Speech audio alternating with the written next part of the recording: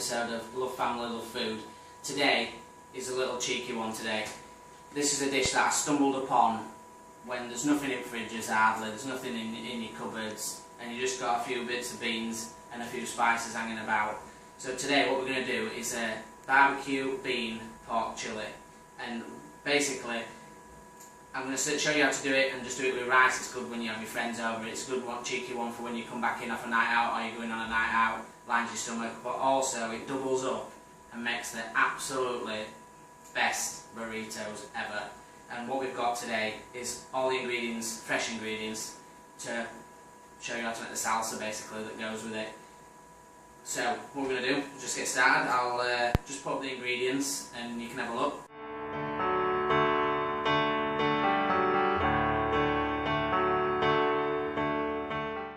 Right, so we'll start going through the ingredients. If you come over here, we'll have a close up and see what we've got. This is for the salsa. What we're going to do is we'll get the pork on first, but I'll just talk you through what we've got with salsa.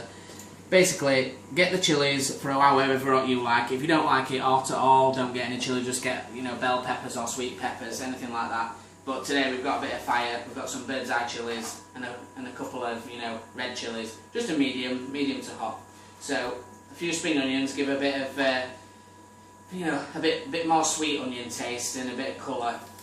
Red onion, I always prefer red over white. I use white a lot, but red onions for this.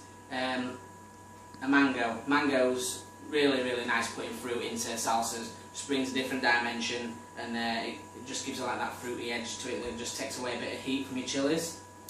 Fresh lime, that's what we're going to use to season it. And then tomatoes. I've got a selection of ones out in my garden here, but you can get any tomatoes you want from supermarkets, absolutely fine. But I would recommend trying to get a sweetish kind of tomato, like a plum tomato or a vine tomato. Just a couple of bit more pence better, but it just gives a bit more taste. And then coriander. It's a lovely herb. Not everybody likes it. Some people like it. Quite a zesty herb, but I love it in salsas. So if you don't want that, you can substitute it with a bit of basil if you fancy that, and you don't particularly like coriander. But for me, it's coriander. Seasonings, just got normal seasonings. Pepper, salt, and we've got some garlic powder, and the main ingredients for the seasoning of the chili is for heat, spice. Get it from everywhere, really cheap, and gives a lovely flavour. Obviously we need some chicken stock, so we need to put a bit of background. You can get pork stock, but chicken stock's really, it's got a lovely mellow sweet. It doesn't overpower like a pork, beef and a veg stock can do. It just sort of works well with it, so I always go with a chicken stock when I do pork, 9 times out of 10, unless I'm making a sauce. And then the pork itself. This is a 20% fat. You can go leaner if you want than that, but when you're making a chili, you're usually going to cook it down. So if you use too lean of cut, you'll end up with quite a tough tasting chili because there's no fat in there to make it soft. So about 20% is better, no more than 30 I'd say, otherwise you're onto like sausage meat kind of territory. So that's the main ingredients. We've got some beans over here, and just normal baked beans. I know it sounds mad, but like I said, it's one of these things we made out of cupboards, and it's just an easy one to show you how easy it can be. If you want to get a tomato sauce and add different types of beans to it, you can, but for this recipe, baked beans all the way. Barbecue sauce is the other thing. Just get yourself a standard original barbecue sauce. It's just what we're going to put the bit of background barbecue flavour into it. We've got a bit of garlic paste here as well, just to give it a little nudge in the right direction. But we're going to do a nice rice with it today. So when we do the rice, what we're going to do is have a long grain rice. When we do chili, I mean, everybody can cook rice, but if you can, this is going to be a quick and easy show how to do it. But the way I'm going to do it, I'm just going to put some chicken stock in there, put a few little chili flakes and stuff like that in it, and some seasoning. I've got long grain rice today because it cooks down really well. When we do rice, when you do the rice for the chili, what we're going to do is just cook it so it's just cooked, and that's the way I'd serve it with a chili, and just leave it to steam. But if you're going to do it for your burritos, what you need to do is take it past that stage and just cook it a bit overcooked till it gets a bit claggy, because when we roll it, it'll hold together, and I'll get to that when we get to that stage. But first what we'll do is we'll come over to the pan, we'll get his pork on the way, and we'll see what we can do. So I've just got my pan on at back there for water, and basically there's nothing in there whatsoever, it's just water. That's going to be for rice.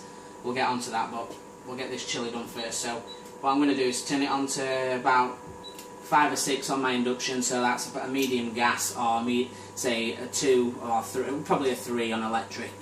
So I'm going to get a little bit of olive oil, extra virgin. You don't need loads. Like I say, we've got 20% fat here, so you know it's going to have a little bit of fat in there. So we won't need as much oil. So what we're going to do is just wait for that oil to get smoky, and while we do that, I'll tell you what we're going to put in the rice pan. So over here, like I said, we've got some nice chicken stock. Just get what you can afford. You know, you know, there's a lot of good ones out there. You can get powdered ones where it's just in a tub, or these are like a compressed kind of paste. All you want to do is just give a little one stock cube per pan is ample, really. Now I've always had an habit, and since I first started cooking, and since I was young, of making too much rice, and I'm still a sin for it, to be honest. But what we're going to do is we're going to put this rice on a, we're not going to rapid boil it like you would do. A lot of people would rapid boil rice. What we're going to do is just do it on a slow cook, and then it coincides with the pan that we've got on for us mince. So what they say is a cup of water, 2 cups of water to 1 cup of rice. So basically, I've got probably a pint of water in there. So I'm just going to do, and my handfuls are not very big, to be honest, so about 4 of my handfuls of rice in there.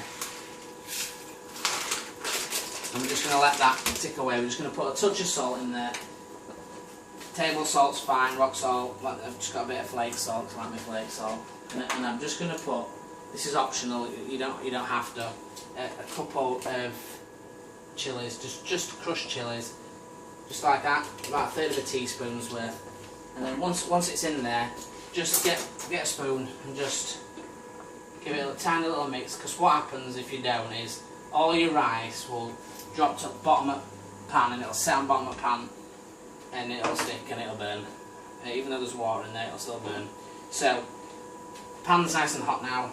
Make sure you use a high topped pan, so when you put your mix in, it's not gonna splash out, and you're not gonna get it all over your face. Now lower it to oil, because you don't want it to splash back. There's no worse than getting red hot oil over your arm. So all you want to do is just start, once you've got that heat, I'm just turning it back to 6, is you want to just start browning your meat. Just getting a bit of colour on it and breaking it apart. If you leave it, your mince, too long in one spot, what will happen is it'll sit and it'll cook almost like a burger would, and it'll cook in a clump. You want to sort of break it back into those like mince strands that it has when it's been minced. And pork, more than any meat, or well, white meat potentially, but pork, it does like to stick together, so you need to keep it moving. As soon as we set it off, what we're going to do is going to get some fajita seasoning. Like I said, it's like a Mexican kind of blend, and it's a lot of people use it with wraps and chicken and stuff like that, but it works brilliant with pork. So don't be shy. So we've got about 1 teaspoon there, 2 teaspoons, 3 teaspoons there to start it off, and then we can always taste it later on. Now I've got 2 packs of mince there. If you're looking at this recipe, you can half it if you want and just use 1 pack. And the reason that I'm doing 2 packs is because, like I do on a lot of other videos, I put them in the freezer, so we've got them, whenever you need them. So they're probably about 600 gram packs, so there's about just over a kilo, 1200 grams of mince there. So that that'd probably do 6 adults really. And with burritos, it'd probably do about 10, 12 burritos, depending on how tight you are with putting stuff in there. So garlic powder's next. I'm going to put garlic powder in, and I'm going to put garlic puree in. And I'll tell you the reason for this. That's 2 teaspoons worth, is that. The reason I'm going to put garlic puree in as well is because garlic powder's dried, and it works really well into meat. because it's dried, it absorbs really well. But I'm going to put some, probably about a tablespoon and a half there of garlic puree, fresh garlic puree in, because I do want that garlic flavour to stay in the sauce. So I put a bit of fresh puree in there, and that'll work well into the sauce and give you a nice flavour. Now it's a good point to make that when you are doing this stage, not to add your stock straight away. The reason is your stocks, you know, they'll have flour or some trace of flour in there, so what will happen is it'll stick to the bottom of your pan and it'll burn to death. So once we've browned this meat, that's when we're going to add the stock cube. So once we've done that, come over here for a bit of salt. Like I always say, you need more salt than you think you need. You put a little tiny bit of salt in and it's not going to have any benefit. People think that, you know, it's dangerous to put too much salt in, but it's not if you know how much quantities. Now, for this, I'll start off with a teaspoon, and then have a look, 2 teaspoons. Now it's 2 teaspoons and a half there. It looks like a lot of sauce, but you're thinking, you've got over 1 kilo of meat there, and you're going to put beans in there as well. You're going to put barbecue sauce in there. You start to see that, you know, it's more than you think. So you're giving that a little mix around. Normally, in a lot of things I put cracked pepper in, but for this one I've got a pepper mill, and what I'm going to use is just a bit of milled pepper. Now quite a few turns. What I say is basically go around your pan and cover your meat with it, just a thin layer, because it's only fine. And once you've done a thin layer of it, that should be about enough. But like I say, once your meat's cooked out and got some sauce on there, we can start tasting and seeing if we need anything extra. Another thing to think of is, when we make this, it's important to cook it out, to cook your spices out. But when we do a chili, I'll show you what stage it's going to have to be at. It's a bit looser, but when we take it to burrito, it's important that you cook your sauce down so it's quite stiff. And because when you put your burrito, when you make your burritos, if it's really, really wet, it'll just soak through your burrito, your flour wrap, and it'll just go everywhere. So it'll be important to cook it out, but we'll go through that. So if you have a look now, you'll see all your meat's sort of gone like a grey kind of colour, and that means that, you know, you basically put a colour on everything, you've broken everything up, and you know, things are starting to, you know, come along, and you can hear it still sizzling away. So all the water's come out of, you know, out of the meat, all the juice, and you're basically cooking that juice back into it. So now, like I said, once you've sealed it off, that's when you're swimming next, and you start thinking about your stock. So again, 2 stock cubes in this one. Like again, it's quite a bit of meat. So we're just basically breaking that between your fingers and giving it a sprinkle around. Turn that down a couple of notches.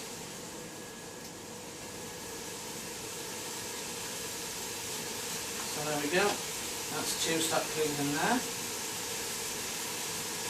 And don't worry if your stock cubes, if you get one and it's not a powder and you think it's clumpy, don't worry about that, because as soon as you get your liquid in there, it'll start to dissolve. But when you're mixing it, just give it if you see a little big bit, you know, just crack it down with your spoon and give it another mix. Wish you've got smell cam at the moment, because it smells awesome. Right. Can't exactly say what kind of brand beans that we're using, but get yourself a family pack size one. Come in a jar with a screw lid on, but you can put in the fridge. One of those is absolutely the exact amount that you need. If you get this same amount of mince, that's the perfect amount. So there we go.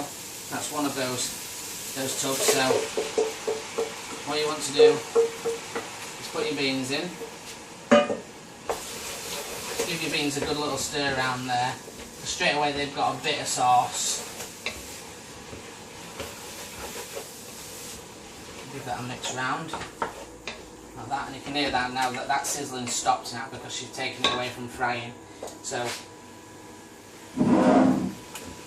what we've got now is just a little touch of water to get it started. So we've got probably about 100 mils of water, of boiling water there, and we're just going to turn that around the side like that and bring it together. This is where your barbecue sauce comes in. Again, if you get, I think they're about 300ml bottles, just short of one of them is enough, so about 250ml. Probably won't need all this, but, so, you know, there's probably about 150 millilitres, 200 millilitres there I'll go with. So, give that a mix around there. You can see it's super easy, and this is what I mean by, you know, you're finding stuff out of your cupboards. It's super easy. And all we're going to do now is just leave that to tick, and you're just basically cooking out your mince. So you want it on about a medium heat, and just let it tick. And all you're going to do is just keep cooking it, and it's going to come down. And there's not going to be much sauce in it. If you're going to if we're going to do chilli, then what we do, instead of putting 100ml of water in there, we probably put about 250ml of water in there, and then you'd let that cook down to a bit more sauce. Now, after we've left this for about 5 minutes, what we're going to do is we're going to put some tinned tomatoes into it, and it just gives it a bit of richness and just bumps up that tomato flavour. So we'll come back in 5 minutes and we'll add some tomatoes to it, and then we'll get onto the salsa and see how to do that. Right, so we'll give it 5 minutes. If you have a look, you can see it's starting to cook down nice. That's what I mean about it's you know, it's thick, getting thick. And what we need to do now is add this tomato. So we've got just one tin there of tomatoes. You can have it chopped, or you can get bullets tomatoes like this one is, or passata or anything like that. So it's just one of those tins, and just give that a mix. Just give that a mix round, and just giving a bit more of that tomato background to it. So now I'd be happy once that's, because it's really quick to cook pork. It takes no time at all. So we've only been cooking it, 15 minutes there, and another 10 minutes, and at this texture that you can see where it's, sort of dropping off, I'd be happy with that, for a chilli. That you don't need any more than that. That's absolutely fine. But like I said, what we're going to do is, because we've showed you now that's the chilli, there's nothing else you need to do with that. And again, the rice is just cooking rice in this method that I've showed you with the flavour. But we're just going to take it that bit further to show you how to do the burrito part of it. So you can see now that's the texture you want it. If you look, when you stir it, it's still loose. That's the kind of texture you want it for your chilli. That's it. Just taste it to your taste. If it needs a bit more fajita, if you think it's not spicy enough for you. But you can use a salsa still if you want to. What I'm going to show you now, use the salsa to put over the top still with your chilli. But what we're going to do is just cook it a bit further, and then we can use it for the burritos. And there's two ways of doing this. You can either do it in your pan like I'm going to show you here. Do it in your pan on the side. But if you can invest in one, a whole metal pan with a metal handle, you can put it in the oven. So what I'm going to do with mine is just going to lower my oven down, and I'm just going to turn it on 200 degrees. Won't recommend lifting your pan without a cloth unless you've got hands that are used to heat. And I'm just going to put it on about 220, 230 degrees Celsius, so probably between gas mark 7 and 8, and we're going to leave it in there for about 20 minutes. It'll cook down in 20 minutes in there. You could leave it on your stove, but when you put it in the oven, you've got less chance of burning it, basically. You can put it in the oven and forget about it for 20 minutes, whereas if it's on stove, you've got to keep mixing it. So we can just leave that now. So your rice is still on slow cook at the back here, just ticking over. And now we're just going to go on to this salsa, and we'll get this prepared. So, just move this coriander out of the way. So get yourself a sharp knife. quite a few sharp knives. But what you want to do is, when you're doing a salsa, you can do lots of different style salsa. You know, traditionally it's it's a tomato sauce based, but this is like more of a rustic, tiny binded with a touch of oil, and it's just more fresh and vibrant. So all I'm going to do is just do, quite, not really super fine, but you want for a salsa, you want it to be diced. You don't want it to be too chunky. So got a bit of spring onion. So there's probably about 3 or 4 stalks of spring onions there. Maybe less than that, I'd say 3 stalks. So 3 stalks of onion there. So we've got 3 tomatoes. I'm just going to use different varieties because that's what I've got out in the garden. So all I'm going to do with the little ones is just cut them in half like that, and I'm just going to literally just chop them like that. So we've just got just little chunks. So really simple. Just chop those tomatoes nice and quick. But the good thing is about this is you can use, if you've got tomatoes that your favourite tomatoes, or you prefer white onions, then by all means use your white onions. Use your favourite tomatoes, or put things in there that you like to eat. If you like different types of chilies, just use those. There's not a set kind of thing. So put those little tomatoes in there, and we'll just probably put, say, 2 of these bigger vine tomatoes in there. But if you ever get a chance to grow your tomatoes, I would recommend it. Once you get them going, it's brilliant to just go into your garden and take tomatoes and knowing that you've cooked them, you've grown them yourself. It's getting towards the end of season though now, so there's good availability in supermarkets.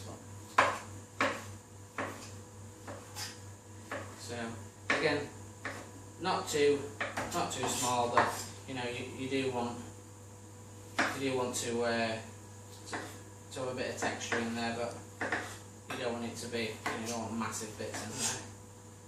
So once you've chopped them up like that, you can always just get your knife and run it over the top of a few bigger ones and stuff like that. So put those ones in there. Right, this is where it starts to get fun. So we've got an onion here, red onion, like I said before. Now this is a little trick. You might not want to try it, you might just want to dice it your own way. That's absolutely fine. But a little trick is, once you take the top of the onion off, if you see it's got a root there, don't cut too far down. Just sort of shave off those woody bits there, like that, and keep a bit of that intact. So you've just taken off them woody bits, but you can see there's still the root there. Now what we do is we use that root to hold the onion so we can dice it. So we've taken off those couple of layers of skin there, but it's still attached by the root. So we've taken those couple of layers off like that. And what we're doing is simple method. Get your fingers that way if you can't do it. Use your fingers if you can. You want about 1 centimetre between each cut, but you're not going right to the root. You're just going a couple of millimetres off that root. You go all the way across from one side to the other, and then you turn it sideways like this, and you just cut about halfway into it, like that, and then straight down, and then that will create a dice. I'm sure lots of people don't want to do that, but it's just there as a little tip if you want to know how to do it. And that's how we do it, and then that's all in dice there now. So you just brush that into your pan, into your bowl, sorry. Just get a cloth. This is where it starts to get a bit different. Mangoes are lovely fruit, but they're quite a pig to work with. It takes a bit of practice. So take both of your ends off. So make sure it's level, so it's flat there, and you can stand it up. Get a smaller knife, like this one, and just try and keep as close as you can to the skin. You can do this with a peeler if you want, really. But what you want to do is take that green edge off that's there. Take that green edge off and just go around it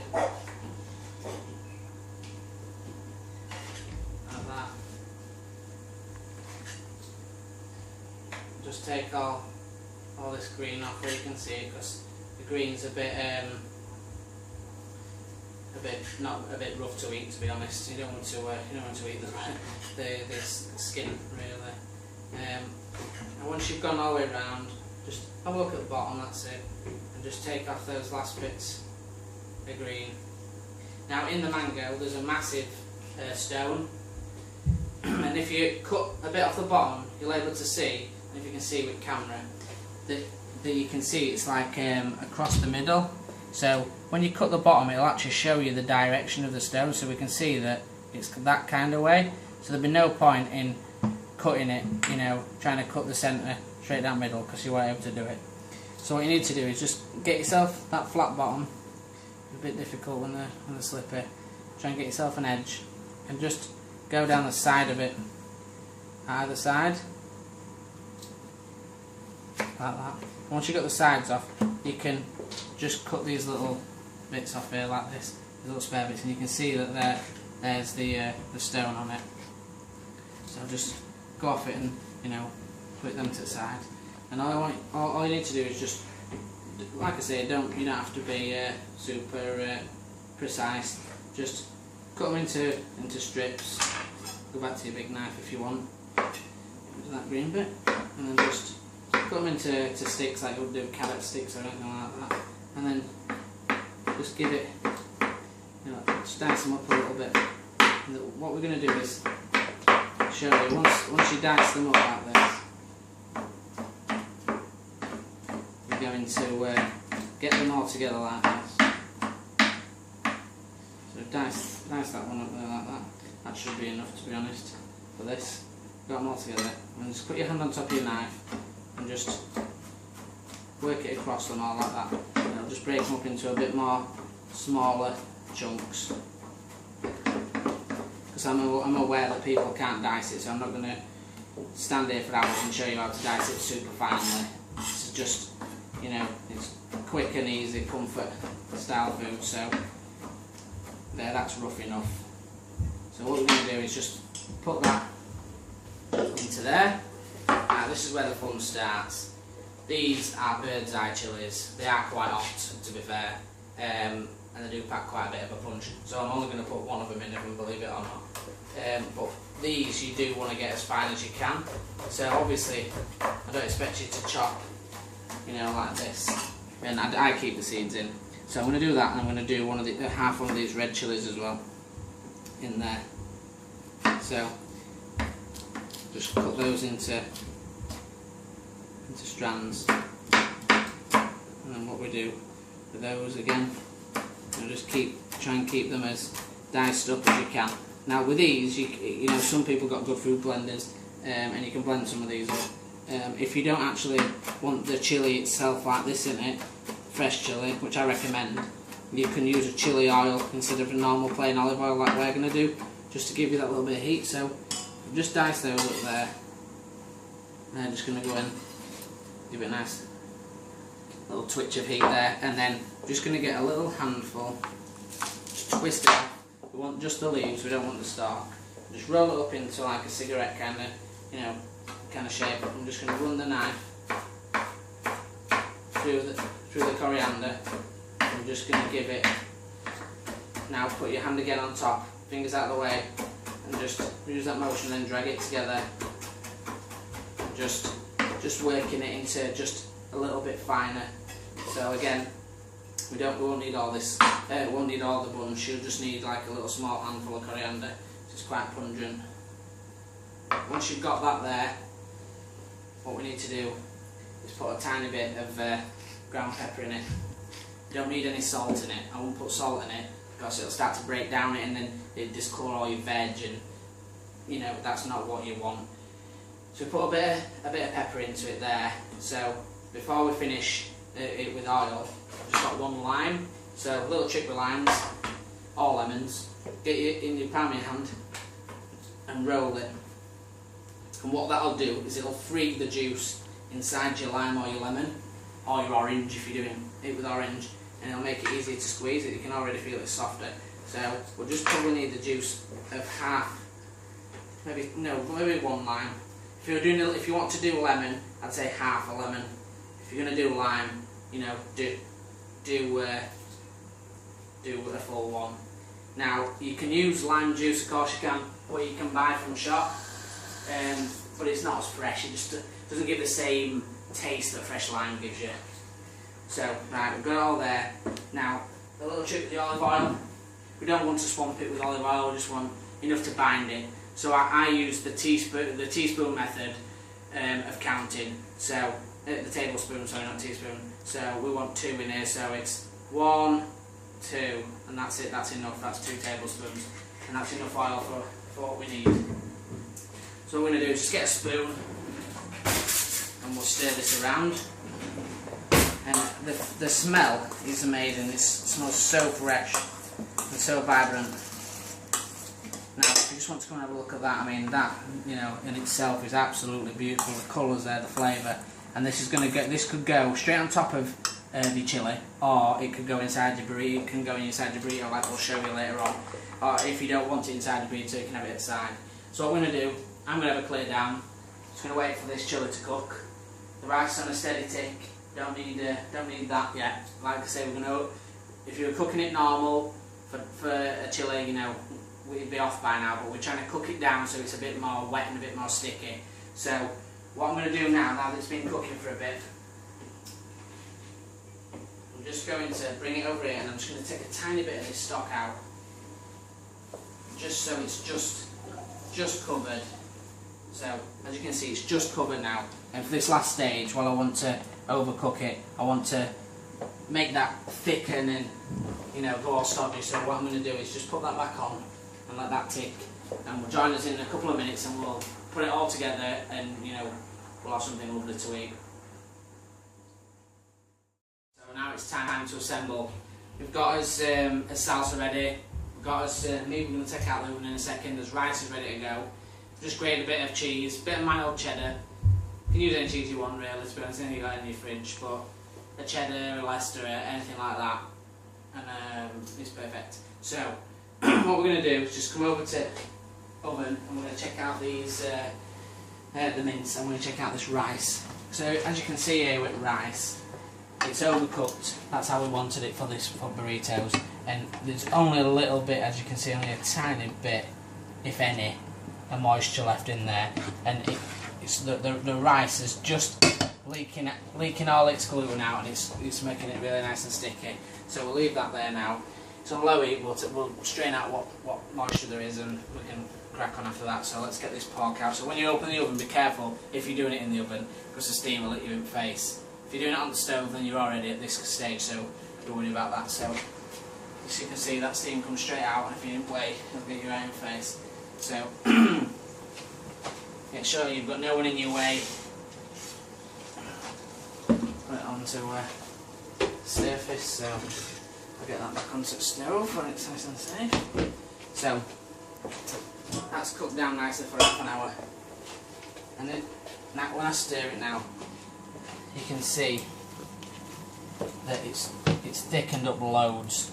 You can see the majority of that moisture's gone. It's thickened up loads in there, and that's what kind of stage that we want it. You don't want it, you know, like a brick and you can stand your spoon up in it. You do need a bit of moisture in it, but it's thickened a lot from last time. So that's done now, we can leave that. It's completely done. So what we've got is a little frying pan, and that'll come into light now. So what I'm going to do is just going to get this rice. We're just going to strain what moisture there is off it for a couple of seconds. We'll leave that there. Put that over there. Right, so what we need now is a wrap. All you want is a soft flour tortilla. You know, you can have white floured ones, or you can have brown flour, it doesn't really matter. But I'm going to have white ones for this. So what we're going to do is get a pack of how many you want. Get your tortilla, lay it on your board. It helps if you warm them slightly as well, it makes them a bit more pliable, but these have been out, so they're quite pliable. So get a little spoonful of rice, put it straight in the middle, bang in the middle, and just get the back of your spoon like that, and just flatten it out like that. Just a touch more. Just creating like a little pillow effect. You might want to get a touch closer if you can, just to, because it's going to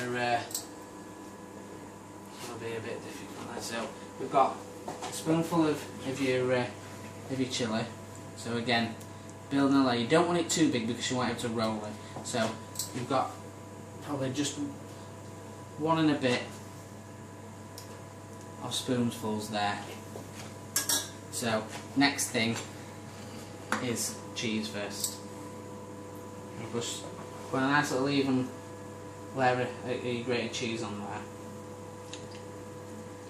Now this salsa, you can either put it in, or you can put it on at the side, or you can move it up. So I'm just going to put a tiny bit of salsa inside. Just want to try and keep everything neat, try and keep it entirely. This is the bit where you just have to spend a tiny bit of time. So once you've done that, you fold your sides up like that together, and you pinch it. When you pinch it, just roll it over like that, and grab the end, and just tuck everything back. Don't worry if anything falls out, it doesn't matter. But you've pinched those edges in, and you tuck it and just push it back towards you. Make sure you've got hold of the ends so they don't come out undone. Keep your fingers on them, and then just keep making sure the ends are tight. You might get a bit of roll out, but that's absolutely fine. And then you've rolled it there, so it's completely tucked. Now what you do is just leave it sat on that side underneath, where you just come over to your pan. What you're doing is putting a bit of oil in your pan. Because what we're going to do now is just toast your pan. So toast use your pan to toast the edge of both sides of your tortilla.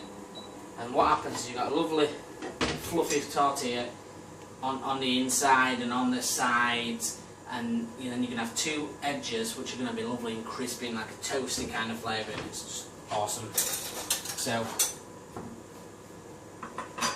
it'll sit there happily while your pan heats up, because at the end of the day you've just taken that off there, so you know it's red hot, and it's in a little pouch there, so it's not going to go anywhere in there. It's going to stay red hot inside that. So you want to make sure the pan's quite warm. As soon as it's red hot, what you want to do is just turn it down, because if it's too hot it'll burn. You don't want it to burn. So we're nearly there now with heat. You can just see why you got the red spots on these pans are really good if you can afford to get them. They're so you can see the red spots ready now, and it's warm. So I'm just going to turn it down to 6, so about a medium to low gas. So this side here, where you've got the fold on it, just lay that on your pan and just tip a bit of that oil onto it and just leave it for a few seconds, and that's how you want about 10-20 seconds on it. And we'll just turn it now we've got it into the pan. We're just going to turn it up a couple of notches, and we're just waiting for that little crispy skin to form on the outside of it. This is where you just need to be stood near your pan and get ready. There's no reason why you can't. Say you've got 4 or 5 of you, just roll up 5-6 burritos, get them all ready on there, and just do them one at a time. And to be fair, you could get 2, maybe 3 into that pan. If you've got a bigger pan, even better. But a non-stick pan's helpful really, so you don't catch it. So get yourself a flat, fish flipper, or I'm just going to roll it, and so it's nicely coloured. So just roll it onto the other side. Just watch your fingers. Just gently level it out, so you can see you've got a lovely coloured, crispy edge there to your tortilla. And it just gives it that extra bit, and if you really want to go all out, you can get yourself some foil and some parchment, and you can roll it round it and twist the end, so you can eat it like you would do a proper burrito when you go out to a Mexican restaurant, or when you're abroad, or even some of them in the UK. Just makes it a bit authentic if that's what kind of night you want to do, a little theme night or something like that. So it's coloured on the other side as well, so we just turn that off. We'll bring this burrito over to your bench. Just going to put it onto this bench there. So like I say, now you could keep this whole, you've got a lovely colour on there, you can keep that whole and feed, give it to somebody. Or what I like to do is, sometimes when I have it myself, or I've got family, we normally put this in the middle, but say if you want to play it up, you could get a bit of your fresh salsa there, because what people tend to do is they like to get the salsa, and they like to spoon, once it's cooked, they like to put a bit on top and eat it, and they do it with a little bit of cheese, so get yourself a little bit of cheese there, just so they can, if they want to make up, you know, add their own things to it. And then just get a sharp, if you've got a serrated knife, it's even better. Like that. Let's have a little zoom in with this camera. And you can see there you've got the lovely layers. You got your salsa inside, you've got your rice inside. You just put them on your plate like that. 1 and 2. Really simple, really easy. Tastes amazing. And that's it. It's literally simple, simple, simple as usual. You know, you can add your own little things if you want a bit of sweet chili with it, if you want a bit of mayonnaise or anything like that, or you've got your own little spices and stuff you want to put on your sauce, hot sauces or stuff if you want to get really silly like we all do. Just give it a try. It's nice and easy. If you want to ask me any questions, or if you want to, you know, ask me for videos that you want to be done, that's fine. I'm on Love Family Love Food on Facebook, or Love Fam Love Food on Twitter. Starting to get a good following on Twitter now, so just join me, ask me any questions you want, and obviously just give this little button a like and a share on Facebook, and then, you know, more people can do these recipes. So let's just have fun and get cooking.